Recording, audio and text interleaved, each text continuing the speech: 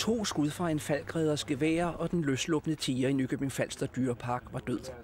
Tigeren, der slap ud af sit udendørs bur sent i eftermiddag, havde inden da nået at sprede skræk i hele Nykøbing, hvor store områder var afspærret af politiet for at holde nysgerrige væk og folk inden døre, ifald tigeren skulle søge uden for parken. Men så langt kom det store dyr altså ikke, inden det blev aflivet. Dyreparkens leder er helt uforstående over for, hvordan hantigeren kunne forsere det høje hegn, der ovenikøbet flere steder er udstyret med elhegn på hele 10.000 volt. Hannen i dag, han ikke bare fik stød af det ene hegn, han fik stød af alle 3 veje på vej op, mens han kravlede 4,80 meter op i luften og sprang ud. Og det kom meget bag på os, og det er for os stadigvæk fuldstændig uforståeligt, at han har kunnet det. Tigerne ankom for mindre end 3 uger siden til Nykøbing Falster Zoo fra en dyrepark i Jylland.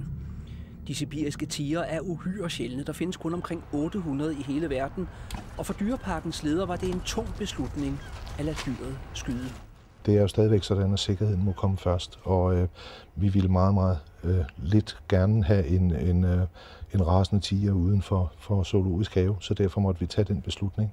Men det gør ondt på os alle sammen. Det gør det rigtig ondt, og det kommer det til at gøre i mange dage fremover.